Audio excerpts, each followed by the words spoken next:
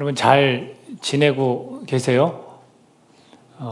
때로는 지내다가 지금 더위도 있고 또 삶을 살다 보면 힘들기도 하고 스트레스도 있고 그죠? 그 스트레스가 때로는 나에게 도움이 되기도 하지만 그 스트레스가 때로는 내 마음을 힘들게 하고 몸도 좀 지치게 하는 그런 일도 생깁니다. 저는 6월이 되면 조금 힘들어요. 6월이 되면 뭐 저희 건강을 생각하는 분들은 갑자기 더워져서 힘들다고 그러나 이렇게 할 수 있는데 그렇지 않고 6월이면 저희 어머니 추도 예배가 있는 달입니다. 좀 일찍 돌아가셨어요. 61세에. 지금 여기 젊은이들 부모님 비슷한 나이일 수도 있고 좀 이렇게 상상해보면 좀 막 힘들겠죠. 저는 결혼도 안 했을 때고 청년들 지금 나이대인데 30인가 31살 때였던 것 같은데 그때 갑자기 암으로 췌장암으로 2달 만에 소천하셨는데 굉장히 놀랬죠. 그래서 6월이면 어머니 생각에 그립기도 하고 아쉽잖아요. 뭐 한 10년, 한 15년만 더 사셨어도 우리 이렇게 3남매 다 보실 수 있고 그게 사실은 제일 마음이 안 좋아요. 근데 그 마음 안 좋은 거를 누가 알 수 있을까요? 이해 못해요. 저희 아이들이 그걸 알 수 있을까요? 이해 못해요. 아니면 뭐 저희 아내가 그걸 다 이해할 수 있을까요? 잘 못해요. 저는 그래도 우리 장모님이 참 좋아요. 어머니 같고 그런 마음이 더 있는 거죠. 근데 이런 그 당사자밖에 모르는 그런 힘든 일들은 누가 위로해 줄 수 있을까요? 예수님밖에 없어요. 그때마다 제가 붙들 수 있는 건 예수님밖에 없어요. 여러분 이렇게 한 주 동안 지내시면서 최근에 어떤 힘들고 어려운 일이 있을 때 어떤 게 위로가 되셨어요? 사실 예수님밖에 없는 거예요. 그런 예수님밖에 없는 것을 저희 어머니가 또 그렇게 사셨어요. 사실은 굉장히 버거운 삶이었거든요. 남편 때문에 자녀들 때문에 사실은 이렇게 보면 뭐 제가 자녀로서 뭐 효도를 했나? 못했어요. 다 놓쳤어요. 그래서 더 아쉽고 힘든 거예요. 기다려주시지 않더라고요. 내가 잘 되고 효도하고 싶다. 우리 다 생각하잖아요. 특히 우리는 뭐 돈에 관련돼서 많이 벌어서 그렇게 그거 아닌 것 같아요. 그냥 그 당시에 말을 잘 듣고 어머니 마음이 어땠을까? 힘드시겠다. 이해해드리는 거, 공감해드리는 거 요거만 했어도 효도를 다한 건데 못했죠. 근데 어머니는 가족들 때문에 버거운 그런 삶을 사셨지만 그때마다 주님을 의지하면서 사실은 세상을 좀 등지시고 사셨어요. 교회 위주로 사시고 힘들고 어려운 그것들을 다 경험하면서 용서를 하셨고 예수님 안에서 기쁨으로 평안으로 그렇게 살아가셨어요. 그래서 삶의 본이 되셨어요. 저한테는 지금도 어머니가. 그래서 감사할 일이 없는데 감사했어요. 그 인생을 보면 감사할 일이 아니에요. 원망할 일이지. 근데 항상 감사하며 사셨죠. 그러니까 그 모습을 알고 있는 저는 감사와 기쁨으로 지냈던 그 모습을 보니 본이 되는 거예요. 어머님도 예수님 바라보면서 의료를 얻으셨다라는 거. 암 투병 중에도 항암 치료를 안 받으셨어요. 그 췌장암의 고통이 굉장히 심하거든요. 근데 그걸 다 견디셨어요. 그리고 주님께 그냥 끝까지 매달려 보겠다 하시고 나중에는 인정을 하신 거죠. 주님 곁으로 가야 되는구나. 주님이 부르시는구나. 그래서 산 깊은 곳에 있는 기도원에서 제가 모시면서 저는 그때 교육전도사, 전도사였거든요. 그러면서 이제 마지막을 이제 같이 하게 됐죠. 그런 어려움 속에서도 예수님이 계시다는 것은 굉장히 큰 감사한 것 같아요. 근데 이런 사연들, 가슴 아픈 사연들이 있는 분들이 꽤 있는데 꿋꿋이 살아가는 그런 분들이 참 많더라고요. 뭐 예수님을 믿든 안 믿든 사실은 꿋꿋이 살아가는 분들이 꽤 있어요. 근데 만약 예수님을 정말 믿는다면 이런 어려움 속에서 꿋꿋이 살아가는 것이 좀 더 수월하지 않을까. 예수님 믿는 사람들이라면 그 예수님을 믿고 구원을 얻고 또 영생에 대한 그 소망이 있는 자라면 꿋꿋이 살아가야 되는 겁니다. 근데 예수님을 멀리하거나 아니면 예수님과 상관없이 지내면 하나님 나 당신께 실망했습니다 라는 말을 할지도 몰라요. 제가 사실은 예수님을 믿고 아이들한테 복음을 전한다는 전도사였지만 어머니 일로 제가 사실 하나님 너무하신 거 아니냐 이렇게 사실 원망했거든요. 왜냐하면 방황하던 제가 돌아와서 신학을 하고 복음을 전하는 삶을 살면서 교회도 개척하고 싶은데 엄마랑 같이 교회 개척에 대한 꿈도 꿨거든요. 근데 갑자기 이렇게 하는 거는 잘못된 거 아니냐. 뭘 잘못했다고. 하나님 앞에 다 돌아오고 회개하고 이렇게 사는데. 그래서 사실은 원망을 했죠. 근데 우리가 그런 어려운 상황 속에서 원망할 수도 있다라는 거. 그게 바로 예수님을 좀 멀리하거나 아니면 그 구원에 관한 것들을 놓쳤을 때 이런 일들이 생기더라라는 겁니다. 저는 그 뒤로 다시 한번 주님 앞으로 더 가까이 갈 수밖에 없는, 제가 뭘 어떻게 할 수 있습니까? 다시 한번 주님의 허락하신 그 구원을 붙들 수밖에 없는 그런 걸 통해서 그것을 이겨낸 그런 경험을 지금도 갖고 있습니다. 오늘 본문 속에서 보면 예수님의 이 구원을 뭐라고 표현했냐면 큰 구원이다.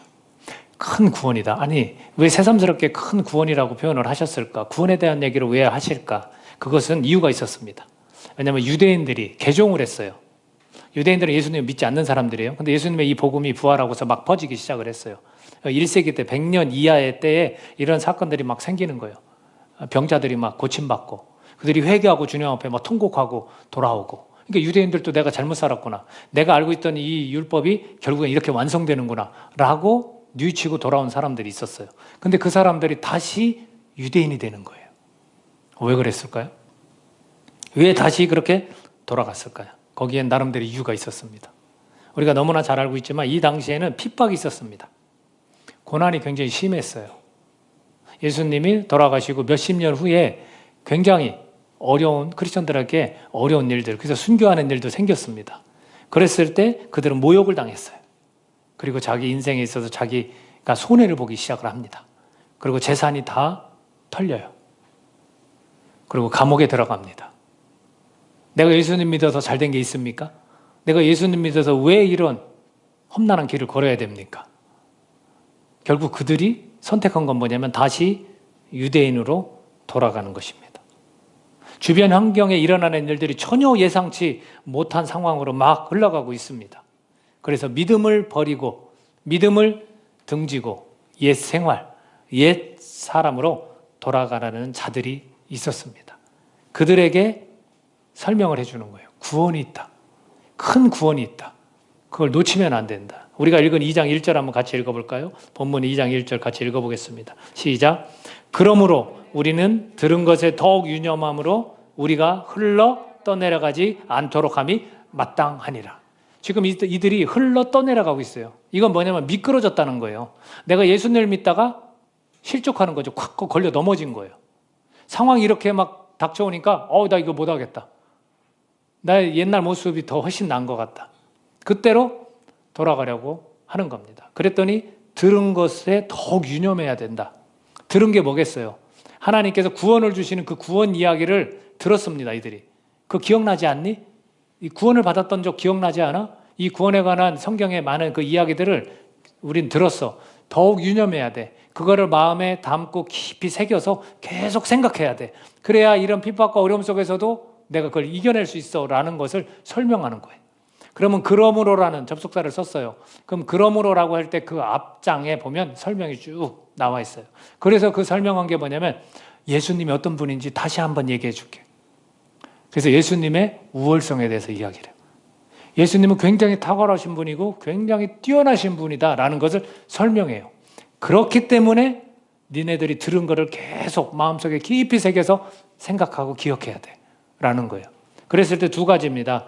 예수님의 그런 우월성에 대한 메시지가 전해지는데 하나는 존재론적 우월함. 예수님은 어떤 존재적인 인물인지 어떤 존재인지를 딱 설명하고 또 하나는 실제적 우월성. 그분이 한 일에 대해서 설명을 해주고 있다라는 겁니다. 이상하지 않습니까? 이런 핍박과 고난과 고통, 모욕 속에서 위로를 해줘야 되거나 야 힘내, 괜찮아, 조금만 더 견디자 이런 얘기가 아니에요. 또는 야 니네들이 잘못 생각한 거야, 니네들이 잘못한 거 아니야? 라는 어떤 원인을 좀 찾는 이런 게 아닌 거예요. 그냥 예수 그리스도 그분에 대해서 쭉 설명을 해줘요. 히브리서는요, 계속해서 뒤로 갈수록 계속 예수 그리스도에 대해서 설명을 해주고 있습니다. 이 두 가지 존재론적 우월함과 실제적 우월함을 잠깐 살펴보면요, 이렇습니다. 존재론적 우월함은요, 1장을 보면 조금 설명이 쉬워집니다. 1장 2절에 보면 이 모든 날 마지막에는 아들을 통하여 우리에게 말씀하셨으니 이 아들을 만유의 상속자로 세우시고, 이렇게 되어 있습니다. 만유와 이 온 우주에 그것을 다 물려받을 상속자다, 이렇게 표현합니다. 여기에서 이 존재론적 우월함이 뭐냐면 상속자라는 거예요. 누가? 예수님이. 예수님이 이 모든 우주의 주인이라는 거예요. 그게 그분의 존재예요. 그리고 1장 3절에 보면 이는 하나님의 영광의 광채, 우선은 뭐라고 표현하냐면 하나님의 영광의 광채가 누굽니까? 예수예요. 예수라는 인간의 몸을 입으신 그분이 하나님의 영광의 광채래요. 하나님을 본 사람이 없으되 그분을 보며 하나님을 봤다라고 예수님 말씀하셨어요. 왜? 인간으로 오셨기 때문에 눈으로 본 사람들이 분명히 있어요. 증인들이 있습니다. 그래서 그분의 존재는 하나님 영광의 광채고요. 또 본체의 형상이라고 그랬어요. 하나님 본체의 형상. 하나님 모습이 있다라는 거죠. 닮았다라는 거죠. 그리고 그분은 영존하다, 이런 표현을 씁니다. 1장 11, 12절에 보면 그것들은 멸망할 것이나 오직 주는 누구냐면 예수 그리스도를 가리킵니다. 주는 영존할 것이요 그것들은 다 옷과 같이 낡아지리니 의복처럼 갈아입을 것이요 그것들은 옷과 같이 변할 것이나 주는 여전하여 연대가 다함이 없으리라. 예수님은 연대가 없대요. 마무리가 없는 거예요. 계속 살아계시는 거예요. 영원히 존재하는 거예요. 이게 예수님이에요. 그게 우월하다는 거예요. 어디 뭐하고 이걸 비교할 수 있겠습니까? 그렇게 설명을 하고 있습니다. 그리고 실제적 우월함은 무엇이냐면 어떤 그분이 한 일에 대해서 이야기를 해주고 있습니다. 어떤 것을 하냐면 1장 2절에 또 보면 뒷부분에 이렇게 되어 있습니다. 이 아들을 만유의 상속자로 세우시고 또 그로 말미암아 모든 세계를 지으셨다. 자, 이 창조의 사건을 같이 한 분이 누구라고요? 예수님이에요. 하나님과 같이 모든 세계를 지으셨다라는 거예요. 그게 실제적인 우월함이에요. 이 땅에 있는 이 모든 것들을 다 그분이 지으셨다라는 거죠. 그리고 또 1장 3절에서 이는 하나님의 영광의 광채시요 그 본체의 형상이시라 그의 능력의 말씀으로 만물을 붙드시며 라고 되어 있어요. 그분이 한 일이 뭐냐면 이 만물을 붙드신 게 능력의 말씀으로 붙드셨다라는 거예요. 그러니 기적 같은 거 일으키신 거 아시죠? 이 모든 만물을 붙드시니까 그 말씀으로 기적을 막 일으키는 거예요. 바다도 잔잔하게 딱 하시는 거예요. 이 자연세계에서 일어나는 걸 다 명령하시면 다 되는 거예요. 그분이 하시는, 이게 실제적인 우월함이에요. 그리고 그분이 기적도 일으키시고 죽은 자도 살리시고 치유하잖아요. 마음이 병든 자, 몸이 다 이렇게 처음부터 태어날 때부터 눈을 못 뜬 자, 저는 자 다 고치잖아요. 이런 분이에요. 말씀에 능력이 있습니다. 그리고 회복을 시키는 거예요. 이것이 실제적 우월함을 지녔다라고 설명하고 있습니다. 그리고 죄를 정결하게 하셨다라는 거예요. 죄를 정결하게 하는 일을 하시고 높은 곳에 계신 지극히 크신 이의 우편에 앉으셨다. 이게 실제적인 우월함이에요. 뭐냐면 죄를 깨끗이 하시는 분은 누구? 예수님이라는 거죠. 우리의 죄를 깨끗하게 할 수 있는 분은 예수님밖에 없다라는 거. 그분은 지금 어디에 있다? 하나님 우편에 다 거기 앉아 계시다. 이게 실제적인 우월함을 설명하고 있는 겁니다. 그리고 2장 14절에 가서는 이렇게 표현합니다. 자녀들은 혈과 육에 속하였음에 그도 또한 같은 모양으로 혈과 육을 함께 지니심은, 자, 이게 성육신입니다. 인간의 몸을 입으셨다는 거예요. 지니심은 죽음을 통하여 죽음의 세력을 잡은 자 곧 마귀를 멸하시며. 그분의 한 우월함이 뭐냐면, 실제적 우월함이 뭐냐면 마귀를 어떻게 했다고요? 박살냈다는 거예요. 마귀가 우리를 괴롭히지만, 사탄이 우리를 괴롭히지만 그 사탄을 박살냈다는 거예요. 그러니까 우리를 사실은 건드리지 못하는 거예요. 누가 있으면? 예수님이 있으면. 이거를, 이 우월함을 계속해서 설명해주고 있어요. 너네들이 유대인이면서 다시 개종해서 크리스찬이 됐는데 다시 유대인으로 돌아가려는 이런 사람들에게, 자, 이거를 계속해서 유념해야 돼. 방법은 뭐예요? 예수 그리스도를 바라봐야 돼요. 그분은 이렇게 탁월하시고 이렇게 우월하신 분이다 라고 설명을 해주고 있습니다. 그러면서 이 설명을 할 때 너네들은 이걸 들었다라는 걸 어떻게 표현하냐면, 하나님께서 역사의 흐름 속에서 하신 일이 뭐냐면 선지자를 통해서 여러 부분, 여러 모양으로 계속 줄곧 말씀하셨고, 이제는 마지막 때, 마지막 때라는 것은 예수 그리스도가 이 땅에 태어나신 하나님의 그 계획이 딱하니 이루어지는 그때예요. 그때는 누구를 통해서? 선지자를 통해서? 아니죠. 아들을 통해서 말씀하셨다라는 거예요. 그러니까 오늘날 우리 이단들이 자기들이 선지자다, 메시아다라고 하는 것, 이거 새빨간 거짓말인 거 아시겠죠? 하나밖에 없어요. 선지자 없어요. 뭐라고요? 예수 그리스도를 통해서, 아들을 통해서 이제 말씀하셨다라는 거예요. 말씀하셨고 지금도 말씀하고 계십니다. 여러분 믿으십니까? 오늘 이 자리에서 예배를 드리면서 하나님의 말씀을 듣는 게 예수 그리스도를 통해서, 아들을 통해서 오늘 우리가 말씀을 듣는 거예요. 계속 그 일을 하나님은 하시는 겁니다. 이 1세기 때 그것이 시작되었다라는 겁니다. 이것이 달라진 점이에요. 과거에는 선지자를 통해서 여러 모양, 여러 부분으로 막 말씀하셨지만 이제는 딱 한 분, 예수 그리스도를 통해서 이제는 말씀을 하셨고 지금도 말씀하신다라는 겁니다. 그러면서 그 뒤로 이 1장 전체의 내용이 뭐냐면 비교를 해요. 누구랑 비교를 하냐면 천사와 비교를 해요. 여러분이 상식적으로 생각할 때 천사는 우리보다 좀 나은 것 같죠? 그죠? 천사는 조금 능력 있는 것 같죠? 그러니까 천사하고 예수님하고 비교를 해요. 근데 여기에도 이유가 있습니다. 천사와 비교의 대상이 될 수가 사실은 없거든요. 자, 한 구절만 봐도 돼요. 1장 14절. 같이 읽어봅시다. 1장 14절, 그 성경에 나온 거. 자, 1장 14절. 자, 시작. 모든 천사들은 섬기는 영으로서 구원받을 상속자들을 위하여 섬기라고 보내심이 아니냐. 자, 천사는 섬기는 영이에요. 누구를? 구원받는 자들. 지금 여기 구원받으신 분들도 계시고 구원받아야 될 분들도 계시죠. 그럼 이 구원받는 자들의 곁에서 지금 섬기고 있어요. 우리 곁에 누가 있다는 거예요? 천사가 있는 거예요. 그러니까 우리보다 능력은 있는 것 같지만 우리 밑에서 우리를 섬기는 거예요. 그러니까 하나님 그렇게 명령하신 거예요. 근데 천사와 예수님을 비교해? 이건 말이 안 되죠. 근데 왜 하필 이 천사와 예수님을 비교했을까? 이것은 유대인들의 인식 때문에 그래요. 유대인들의 인식. 유대인들은 천사를 굉장히 높은 존재로 봤어요. 그러니까 너네들이 높이 여기는 그 천사보다 더 우월하다라는 걸 설명을 해주는 거예요. 그래야 그의 믿음이 다시 회복되니까. 왜? 그분보다 지금 핍박과 고난 속에서 그분보다 천사가 지금 더 높다고 생각하거든요. 그런 사람들한테 아니다, 이거 비교 대상이 아니야 라고 설명을 해주고 있습니다. 왜 천사를 높였는지를 한 두 구절만 볼게요. 화면 보시고 읽어주십시오. 사도행전 7장 53절입니다. 같이 한번 읽어보겠습니다. 시작. 너희는 천사가 전한 율법을 받고도 지키지 아니하였도다 하니라. 자, 저게 누구 설교냐면 스데반, 돌 맞아 죽은 스데반 집사 있죠? 스데반의 설교예요. 거기에서 뭐라고 하냐? 율법은 누가 갖다 줬어요? 천사가 전해줬다. 그러니까 그들이 지키는 게 뭐예요? 율법이에요. 그러니까 율법을 전해준 천사를 높게 보는 거예요. 그래서 스데반도 그렇게 설명을 한 거예요. 그러면 율법을 하나님이 천사를 통해 전해줬는데 왜 지키지 않아? 이렇게 지금 반문하는 겁니다. 자, 또 한 구절 있습니다. 갈라디아 3장 19절입니다. 같이 한번 읽어보겠습니다. 시작. 그런즉 율법은 무엇이냐? 범법함으로 더하여진 것이라.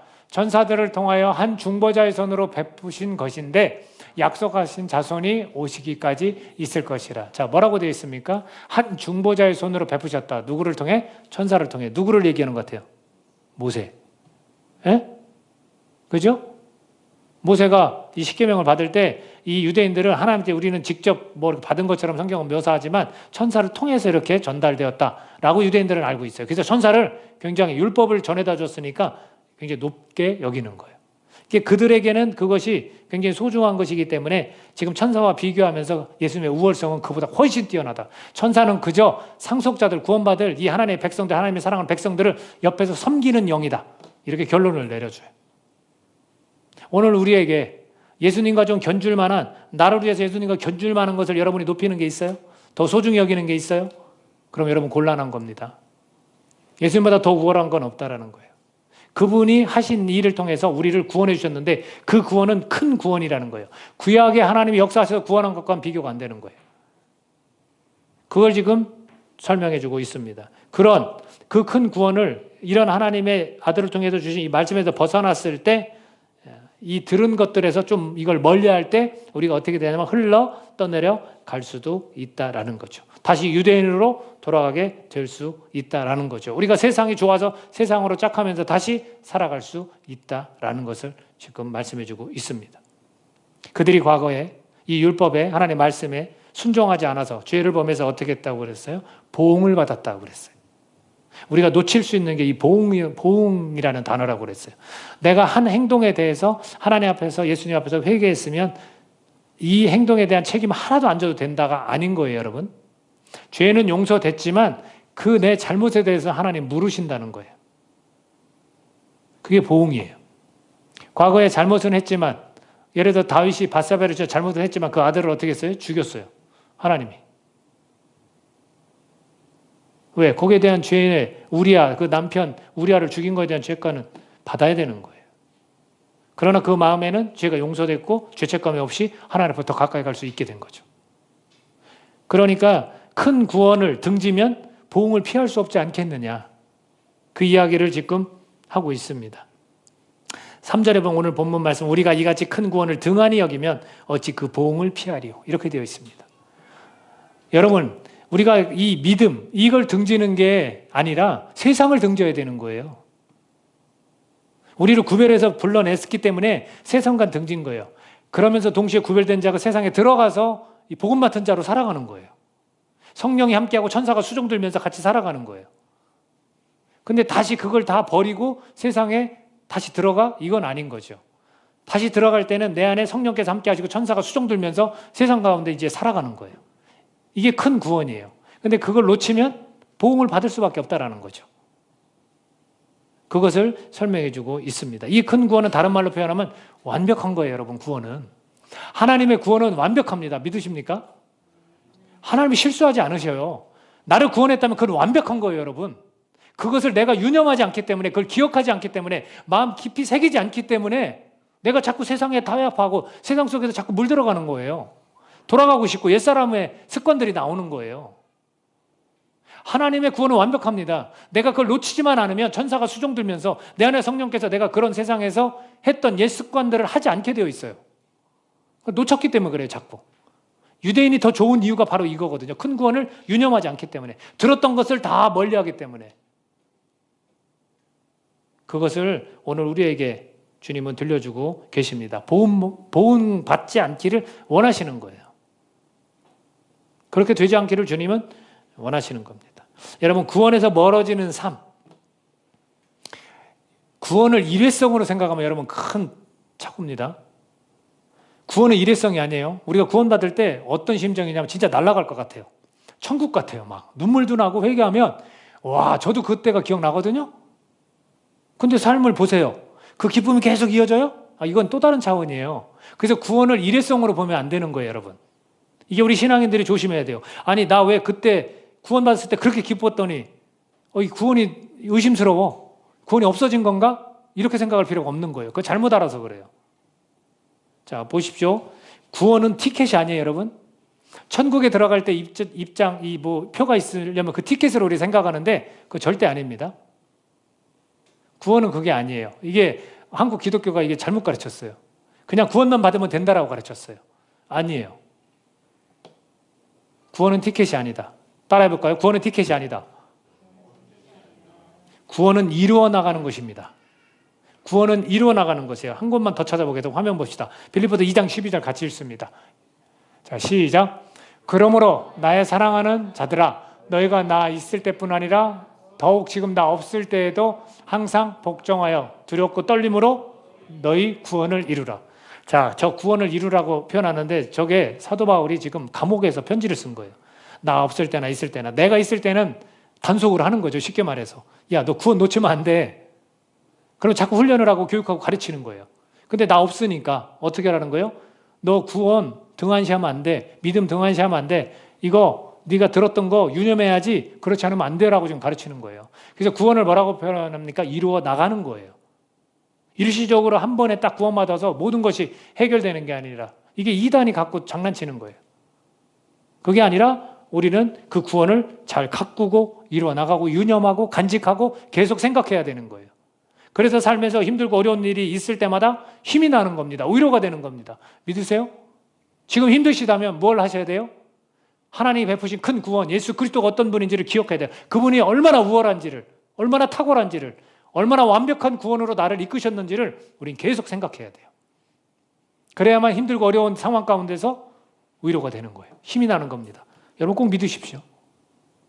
여러분 에베소서에서 6장 그 17절에서 구원의 투구란 말 써요. 왜 그 말이 나왔냐면 전신갑주를 입으라. 이 전투복. 이걸 착용하라는 거예요. 왜요? 우리의 싸움은 혈과 육이 아니라는 거예요. 고작 이 사람 관계에서 우리가 서로 싸우는 게 아니라 우리의 싸움은 어두운 권세 잡은 자, 사탄 마귀와 싸우는 거기 때문에 구원의 투구를 써라는 거예요. 이거 재밌잖아요. 투구는 뭐를 하는 겁니까? 이 머리를 보호하는 거예요. 머리의 역할은 뭐예요? 머리 다치면 다 끝나요. 이게 손가락이 잘 움직이는 것 같지만 이거 다 누가 지시해서 움직이는 거예요? 이 머리 다치면 이거 못 움직이는 거 아시죠? 마비되면. 식물인간도 머리 다치면 식물인간 된다고 그러잖아요. 그러니까 여기를 보호해야 돼요. 그래서 이걸 구원이 이런 몸을 통제하는 이 머리를 보호할 수 있다는 거. 구원은 다시 얘기하면 우리의 삶에서 우리를 보호해 준다는 거예요. 지금 내가 보호받고 있지 않아 라고 생각되시면 구원을 생각하셔야 되는 거예요. 구원이 나를 지금 보호해 주고 있는 거예요. 근데 우리는 구원을 잘 생각하지 않는 거죠. 구원이 나를 도울 수 있는데, 구원을 계속해서 생각해야 되는데, 그 큰 구원, 하나님의 놀라우신 그 계획 하에 내가 완벽한 구원으로 나를 부르셨는데 그걸 내가 놓치고 있는 거예요. 자꾸 의심하고, 나 구원받은 거 맞나? 사실 구원 잘 생각 안 하잖아요. 왜? 나 영생 얻었으니까 딱 끝인 거예요. 그게 아니라 그거를 계속해서 생각해야 된다라는 겁니다. 끝으로 두 가지 은혜가 주어집니다. 두 가지 은혜. 이 우월하신 예수 그리스도를 우리가 믿으면 두 가지 은혜가 주어집니다. 이 우월하신 예수님의 하신 일 중에 실제적 우월성이 뭐였었냐면 십자가의 죽음이고 부활에 다시 살아나셨고 부활이고 승천이고 하나님 우편에 지금 계시다고 했잖아요. 그리고 다시 오신다는 약속이에요. 이분이 실제적으로 하시는 일이에요. 그걸 통해서 우리에게 주어지는 은혜가 있다는 거. 이거 굉장히 귀하지 않습니까? 한번 볼게요. 2장 15절을 보겠습니다. 자, 성경 가지고 계시니까 2장 15절 같이 읽습니다. 자, 시작. 또 죽기를 무서워함으로 한평생 매여 종로로 타는 모든 자들을 놓아주려 하심이니. 저는 여기 너무 매력 있어요. 이 복음이 이게 뭐냐면 자유입니다, 여러분. 여러분, 예수님 안에서 자유하십시오. 어디에 여러분 매여 계시죠? 저도 매여 있던 적이 있거든요. 세상에 매여 있고 친구에게 매여 있고 내 잘못된 그런 삶에 죄책감에 매여 있었어요. 근데 예수님께 뭐라고 하시냐면 그걸 다 풀어 놓아 다니게 하라. 자유한 거예요. 왜? 마귀를, 그 윗구절 보면 마귀를 멸하셨기 때문에 더 이상 어두움 권세 잡은 사탄이 나를 괴롭힐 수 없습니다, 여러분. 해방입니다. 예수님으로 인해 주어진 은혜가 뭐냐면 자유입니다, 여러분. 정죄가 있습니까? 없습니다. 아무도 나의 잘못에 대해서 손가락질 할 수 없습니다. 주님이 그걸 아시고 그걸 용납해 주셨습니다. 받아주셨습니다. 제가 그래서 제 과거에 나쁜 짓들 정말 누가 봐도 저거 왜 저러고 살았지? 라고 하는 부분도 이야기할 수 있습니다. 죄책감이 없습니다. 왜? 주님께서 자유를 주셨습니다. 진리를 할지니 진리가 너희를 자유케 하리라. 이 진리가 예수 그리스도입니다. 믿으십니까? 이게 은혜예요, 여러분.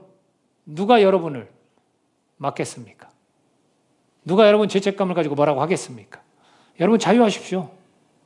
사탄이 여러분을 함부로 끌고 다니지 못한다는 사실입니다. 근데 자꾸 우리가 삶을 살면서 사탄이 괴롭히도록 내 연약한 것들을 자꾸 하나님 앞에 내놓아야 되는데 자꾸 연약한 것들을 그냥 숨기려 하고 다른 것들로 회복하려고 하고 다른 것을 의존하고 의지하는 거예요. 이 큰 구원을 유념하지 않아요. 이런 자유를 우리에게 분명히 큰 구원을 통해서 주신 것을 믿으시기 바랍니다. 우리는 자유합니다. 그래서 교회 안에서 정죄가 없는 거예요. 자, 두 번째는 뭐냐? 2장 18절입니다. 예수님께서 주신 은혜가 있습니다. 2장 18절. 자, 시작. 그가 시험을 받아 고난을 당하셨은즉 시험 받는 자들을 능히 도우실 수 있느니라. 그분은 성육신 하셨어요. 육체의 몸을 입고 오셨는데 시험을 받았어요. 십자가에 달리시면서 죄가 없는 분이 죄에 몰려서 그 모진 고통을 받으셨어요. 그렇기 때문에 시험 받는다. 사탄이 우리를 괴롭혀서 또는 우리가 잘못해서 어떤 일이 벌어졌다. 그걸 능히 도우실 수 있다라는 거예요. 자, 이 함께 하심, 도와주신다는 거. 이것이 주님께서 주신 은혜입니다. 혼자가 아니에요, 여러분. 힘든 상황 속에서 혼자가 아니에요, 여러분. 항상 예수님께서 도우십니다. 이거는 구원, 큰 구원을 유념해야 내가 그걸 느낄 수 있는 거예요.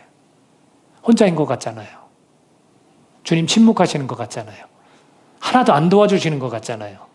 내가 큰 구원을 유념하지 않아서 그렇다니까요. 내가 지금 미끄러지는 거예요. 걸려 넘어지고 있다고요. 흘러 떨어져 나가고 있어요. 그래서 이 히브리서를 통해서 이 유대인들에게 지금 강력하게 이 메시지를 던지는 거예요. 예수 그리스도가 얼마나 우월하신 분인데 그걸 놓쳤기 때문에 그래요. 오늘 저와 여러분이 예수 그리스도께서 주신 은혜가 있습니다. 그건 자유예요, 자유. 지금 고난과 고통을 받아도 너는 자유하다라는 거예요. 왜? 영원한 생명을 얻고 지금 저 천국을 가야 될 사람들, 이 땅에서 누리는 그 천국, 이 마음의 평강이 임했던 것, 그 자유를 다시 찾아야 되는 거예요. 여러분들도 아무리 지치고 힘들고 어렵지만 우리 안엔 자유가 있다는 거 꼭 기억하십시오. 이 또한 지나가고 이 또한 혼자 겪는 게 아니라 하나님이 나를 연단하시에 내 천군과 같이 나오리라. 하나님이 지금 돕고 계신 거예요. 여러분 욥이 얼마나 어려움을 겪었습니까? 그랬을 때 그 친구 엘리바스 그리고 빌다, 소발 세 사람이 찾아와서 신앙적으로 얼마나 정죄합니까? 가만히 듣던 나이 어린 엘리후가 뭐라고 했냐면 너네 둘 다 잘못했어. 욥 너는 왜 잘못한 줄 알아요? 당신은 하나님보다 자기 자신이 의롭다고 하고 있어요. 너네 세 명은 왜 잘못한 줄 알아요? 욥을 지금 고통받는 욥을 지금 정죄하고 있어요. 지금 예수 안에 정죄가 있습니까? 없습니까? 없다라는 거예요. 구약은 그렇게 살았어요. 그러나 오늘 이 신약 시대를 살아가고 있는 우리는 마지막 때를 살아가고 있는 우리는 지금 예수 그리스도 통해서 자유함이 있습니다. 함께 하심이 있습니다. 도와주십니다. 그러니 내가 놓쳤던 그 큰 구원 하나님의 놀라운 계획 가운데 완벽한 구원으로 나를 이끄셨는데 내가 그거를 마음속 깊이 담지 않고 그걸 계속해서 생각하지 않았기 때문에 지금 삶이 지치고 너무나 힘든 게 아닌가 거기에 위로가 없는 것 같고 하나님이 안 도와주시는 것 같다라고 여기진 않는지 오늘 우리 자신을 돌아볼 수 있기를 예수님의 이름으로 축복합니다. 같이 기도하겠습니다. 이 시간 우리 기도